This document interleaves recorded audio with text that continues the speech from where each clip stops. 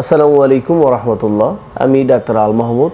আজকে অত্যন্ত গুরুত্বপূর্ণ একটি বিষয় নিয়ে আলোচনা করব।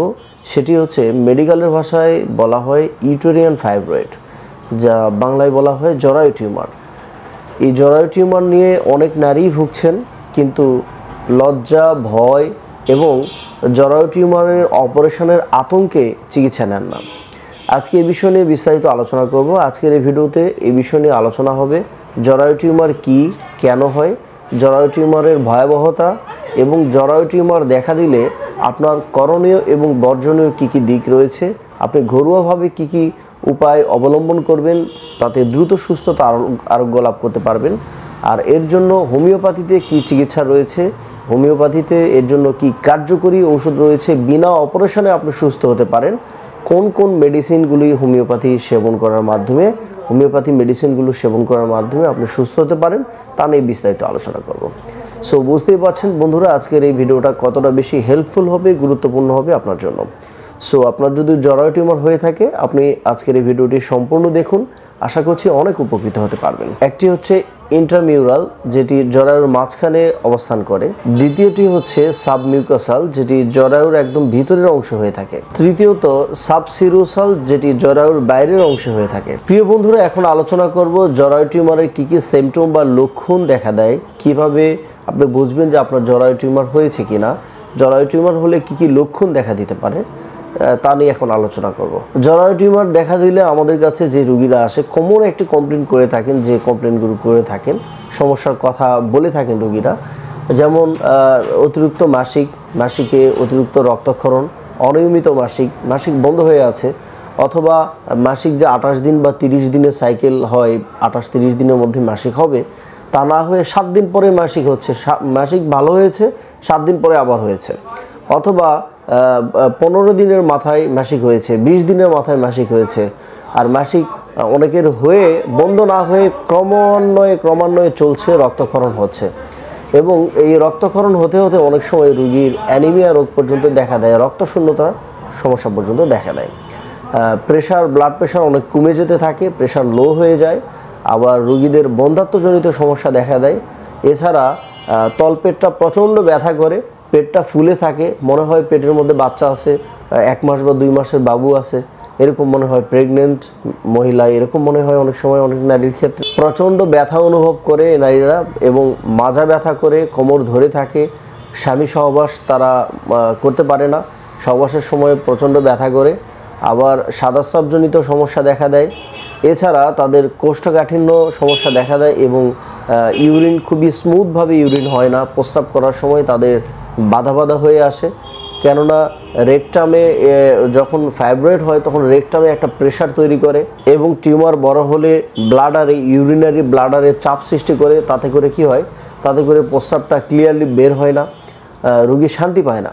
প্রস্রাব পায়খানা যখন ক্লিয়ারলি হয় না, তখন রোগী অস্বস্তি একটা অনুভবের মধ্য দিয়ে তার জীবনযাপন করতে থাকে। কখনো কখনো হঠাৎ তীব্র থেকে তীব্রতর ব্যথা পর্যন্ত হতে পারে, প্রচণ্ড গায়ে জ্বর আসতে পারে, এবং ব্যথায় প্রলাপ বকতে থাকে, মেরুদণ্ড এবং জরায়ুর নিচের অংশ প্রচণ্ড ব্যথা করে, জীবন দুর্বিষহ হয়ে যায়, স্বাভাবিক জীবনযাপন করতে পারে না এই রোগীরা। মানসিক চাপ এবং বিরক্তি অনুভব, কিচ্ছু ভালো লাগে না, সংসার ভালো লাগে না, স্বামী ভালো লাগে না, সন্তান ভালো লাগে না। টিউমার বড় হয়ে জরায়ুর আকৃতি একদম বড় হয়ে যায়, জরায়ু নিচের দিকে ঝুলে আসে, বাল্কি ইউটেরিয়াস হয়ে যায়, জরায়ু দুর্বলতা, জরায়ু স্থানচ্যুতি হয়, এক জায়গা থেকে যেখানে জরায়ুর অবস্থান তার থেকে নিচের দিকে বেরিয়ে আসে, মনে হয় জরায়ু বাইরের দিকে ফেটে কোনো কিছু বের হবে, জরায়ু নিচের দিকে নেমে আসে, মনে হয় কোনো কিছু বের হয়ে গেলে শান্তি পাবো, এরকম অবস্থা তৈরি হয় রোগীদের। জরায়ু নিচের দিকে নেমে আসে, রোগীরা ব্যাপক কষ্ট পেতে থাকে। প্রিয় বন্ধুরা, এখন আলোচনা করব কেন জরায়ু টিউমার হয়ে থাকে। জরায়ু টিউমার হওয়ার বেশ কিছু কারণ রয়েছে, বিশেষ করে যে নারীদের এস্ট্রোজেন হরমোন লেভেল বেশি থাকে তাদের জরায়ু টিউমার দেখা দেয়। এছাড়া যাদের মা, খালা, নানি জরায়ু টিউমার থাকে, জেনেটিক্যালি এটি হয়ে যায়। অতিরিক্ত ওজন এবং স্থূলতার কারণে জরায়ু টিউমার দেখা দেয়। অতিরিক্ত মানসিক চাপ এবং ঘুমের অভাবে জরায়ু টিউমার হয়ে থাকে। এছাড়া অতিরিক্ত ফাস্টফুড এবং রাসায়নিক যে মিশ্রিত খাবারগুলো আছে, সেই খাবারগুলো খাওয়ার কারণে জরায়ু টিউমার দেখা দিতে পারে। বন্ধুরা, এখন আসি মূল আলোচনায়। জরায়ু টিউমারের জন্য বিনা অপারেশনে হোমিওপ্যাথিতে খুবই শক্তিশালী কার্যকরী জার্মানি ওষুধ রয়েছে, যে ওষুধগুলো সেবন করার মাধ্যমে আপনি কিভাবে সুস্থ হবেন তা নিয়ে এখন আলোচনা করব। হোমিওপ্যাথিতে এর জন্য বিজ্ঞানভিত্তিক চিকিৎসা ব্যবস্থা রয়েছে, যে চিকিৎসা গ্রহণ করার মাধ্যমে আপনার হরমোনাল ইমব্যালেন্সের কারণে যদি আপনার জরায়ু টিউমার হয়ে থাকে, হরমোনের সামঞ্জস্যতা ঠিক রাখবে, ধীরে ধীরে টিউমারের সাইজ ছোট করে ফেলে, টিউমারের বৃদ্ধি বন্ধ করে ফেলে, জরায়ু টিউমার সম্পূর্ণরূপে 100% ভালো করে ফেলে এবং রোগীর আগের যে জীবন, রোগীর যে স্বাভাবিক জীবন, সে জীবনে রোগীকে ফিরে আনে। হোমিওপ্যাথিতে এর জন্য খুবই কার্যকরী কিছু মেডিসিন রয়েছে। হোমিওপ্যাথিতে এর জন্য বহুল প্রচলিত, খুব বেশি ব্যবহার হয় যে সমস্ত মেডিসিন তা নিয়ে এখন আলোচনা করব। যেমন ক্যালকেরিয়া ফ্লোর, এটি ব্যবহার হয়ে থাকে থুজা মেডিসিনটি ব্যবহার হয়ে থাকে, এছাড়া ব্যবহার হয়ে থাকে ক্যালকেরিয়া কার্ব, লাইকোপোডিয়াম, ফসফরাস, অরামিওর, ফ্রেক্সিনাস আমেরিকানা, যেটি জরায়ু ছোট করতে খুবই সাহায্য করে। এসব ওষুধ রোগীর লক্ষণ, শারীরিক গঠন এবং টিউমারের অবস্থান অনুযায়ী, টিউমারের সিমটম অনুযায়ী মেডিসিনগুলি ব্যবহার হয়ে থাকে, আলাদাভাবে আলাদা রোগীর জন্য ব্যবহার হয়ে থাকে। অবশ্যই মেডিসিনগুলো সেবন করার পূর্বে একজন রেজিস্টার্ড চিকিৎসকের শরণাপন্ন হয়ে ডোজ ঠিক করে নিয়ে মেডিসিনগুলো সেবন করবেন।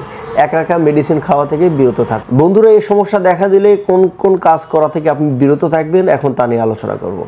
এই সমস্যা দেখা দিলে আপনি অতিরিক্ত মানসিক চাপ নেওয়া থেকে বিরত থাকুন এবং অতিরিক্ত ওজন কমিয়ে ফেলুন, হাঁটাহাঁটি করুন, শারীরিক পরিশ্রম করুন। এছাড়া আপনি ফাস্টফুড খাওয়া থেকে বিরত থাকুন, রাসায়নিক মিশ্রিত যে খাবারগুলো তা খাওয়া থেকে বিরত থাকুন। বেশি পানি পান করুন, অতিরিক্ত চিনি থেকে এড়িয়ে চলার চেষ্টা করুন। জরায়ু টিউমার কোনো লজ্জা নয়, এটি একটি সাধারণ চিকিৎসাযোগ্য একটি রোগ, যেটি চিকিৎসা নিলে পরিপূর্ণভাবে ভালো হওয়া সম্ভব। বিনা অপারেশনে একমাত্র হোমিওপ্যাথি চিকিৎসার মাধ্যমে আপনি সুস্থতা লাভ করতে পারেন।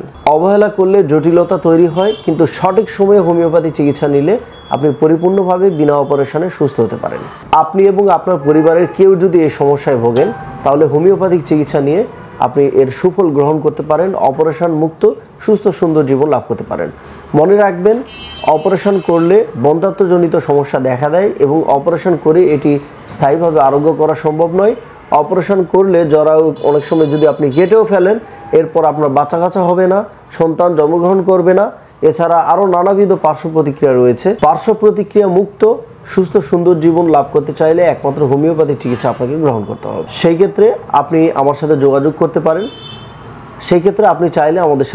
করতে পারেন। যোগাযোগের ঠিকানা জেলা নওগাঁ, মুক্তির মোড়, পার্কের সামনে, খিদমা হোমিও হল। আর স্ক্রিনে দেওয়া নাম্বারে আমার সাথে যোগাযোগ করতে পারেন। যারা ঢাকায় দেখা করতে চান, ঢাকা আমার চেম্বারের ঠিকানা হচ্ছে মালিবাগ সিআইডি অফিসের সামনের বিল্ডিং, 3য় তলায়। আর এছাড়া যারা সরাসরি আসতে পারেন না, স্ক্রিনে দেওয়া নাম্বারে যোগাযোগ করতে পারেন।